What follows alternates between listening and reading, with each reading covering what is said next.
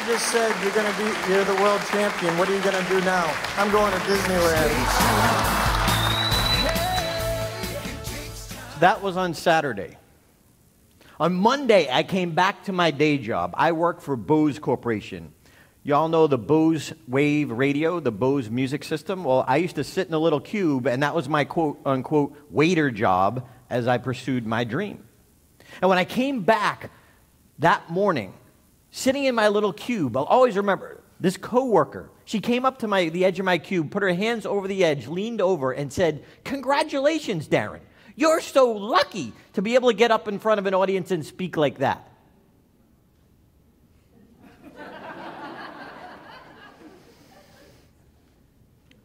Lucky? Come here. You have no idea.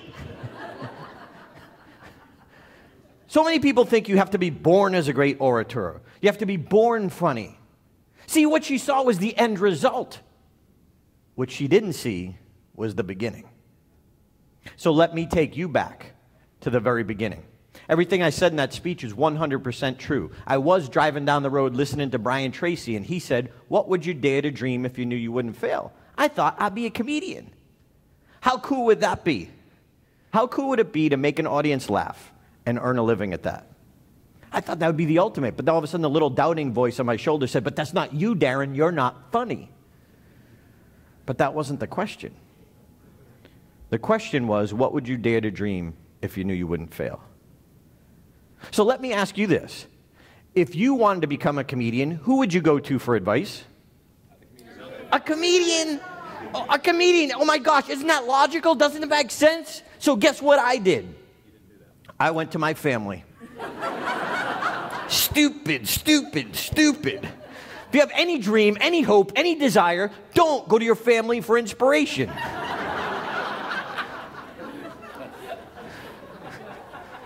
Unless they've achieved what you want to achieve. See, that's the only difference. See, I love my friends and family. They're wonderful. They had the best of intentions. Yeah.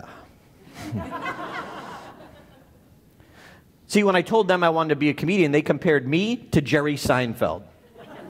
Someone just thinking about it to someone at the top of their profession. That's not fair. But it's reality. So I decided, you know what?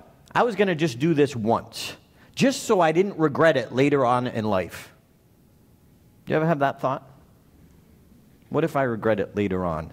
So I disciplined myself that I was going to do it once, no matter how painful it was. Because the pain of regret is a lot more lasting and lingers, and it never shuts up. So I said I'm going to do it once. So if I want to do it once, who do you think you might go to for advice? A comedian. So I had never been to a comedy show at that point in my life. So I decided I would go to a little comedy club in Worcester, Massachusetts, near where I lived. And I went up to a comedian after the show, and I said, "Hi, my name is Darren. I want to try this. What do I need to do?" He asked me a question. He said, "Are you funny?" Nope. He said, "Good." Good? And now he had my attention. And he explained to me that, look, being funny with your friends is one thing. Being funny in front of a group of perfectly unknown strangers is a different skill set. But he said that one can be learned. Ooh, new perspective. One, yeah, you have to be natural at. The other, you could learn. He said, number one, Darren, first thing you need to do is go get the book. Book? There's a book about how to become a comedian? Well, of course, there's books on everything, but I wasn't thinking that way. So guess what I did? I got the book. You guys are brilliant here.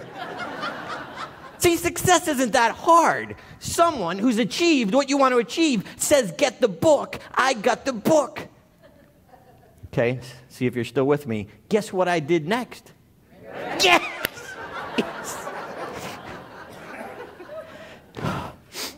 I love you, man. I went and got the book. Success isn't that hard. Why do you and I often get in our own way? Someone says, get this book. Who has the knowledge that we want? You get the book. You read the book. I did the exercises. He said, number 2, Darren, you need to go to open mic nights and watch other people who are just starting out. Well, of course, duh. That makes sense. Now I'm comparing me to someone else who's starting out. So I went to Stitches on Sunday night, a little comedy club right outside of Boston, Massachusetts. And I watched people go up on stage for their first time. Ladies and gentlemen, they sucked.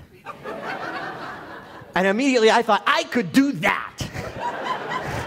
I could go up on stage and drool on myself. It inspired me. I studied for 2 months. I went to Stitches every Sunday night to be re-inspired. Do you ever have a moment in your life where it turns into slow motion? It was April 26, 1992, Stitches, Boston, Mass. I'll always remember the comedian introducing me that night. Ladies and gentlemen, please welcome to stage for the first time, Darren LaCroix. And I came up from this side of the stage.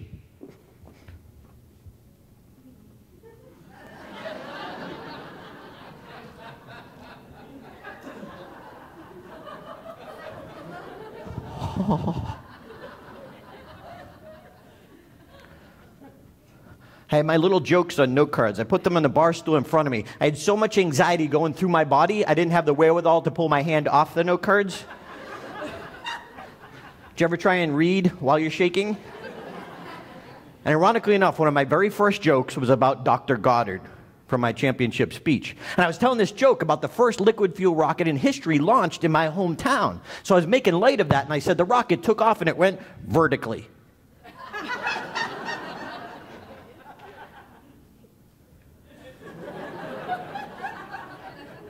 That's horizontal in Canada, correct? Okay. So I said one thing, I did the exact opposite. At that instant, I realized that what I did, and I just reacted. I said, shoot. Well, it's not really what I said, but I said, shoot. All of a sudden, everyone started laughing. Why are you laughing? That's not where you're supposed to laugh, but I'll take it. That's the only laugh I got that night. So I started walking off stage. This man put his arm around my shoulder. He said, don't worry, man, it's just your first time. I remember thinking, don't worry, it's just my first time. Did you see what I did? I got a laugh. I am the king of comedy. Why so often do we let other people tell us what success is? See, everyone there that night thought that I bombed. I looked at it differently. I got a laugh.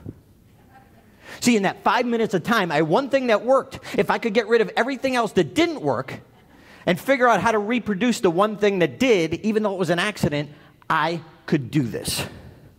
That was the mindset that started it all. What's your mindset about something you want to be good at? Something you want to be great at, something you want to be the best at, or even just a little better than yesterday. See, the mindset's where it starts. See, I believe that's the moment I became the world champion. It just took me 7 years to work a few things out. Now, when I tell people that story, a lot of people think, well, you know, he's over-exaggerating. It couldn't have been that bad. Well, guess what? I brought proof. I know some of you have seen this before, but this is especially for the new people who've never seen this. Before I show this video clip, let me get a couple things out of the way. Number one, this was 1992. A lot has changed.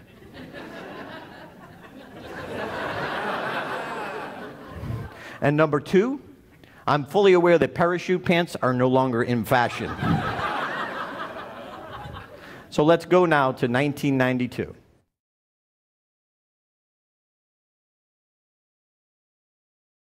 Does anyone here live in New England? Yeah.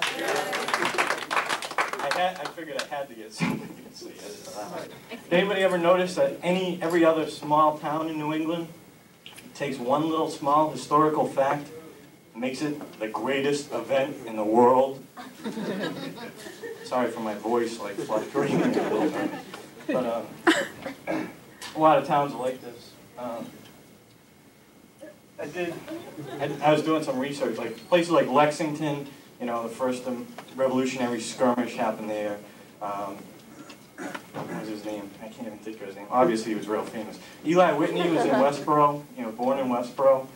I was doing some research and I discovered that the first dentist to use ether actually happened in Charlton, Massachusetts. And an interesting thing about this was he actually experimented himself. You know, nobody else had done this before. And he started with animals and then he used his own dog.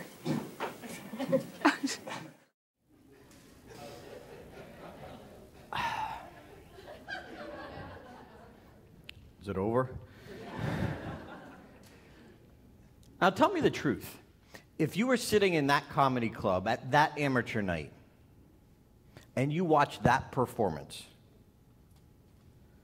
would you have ever walked up to me and said, you know, Darren, if you practice real hard, someday you could do this for a living? No! I watch it now, I think, how did I ever go up a second time? But my real question for you is this. If I can go from that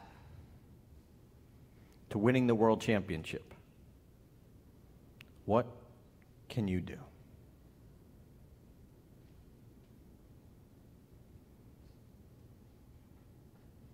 What can you do?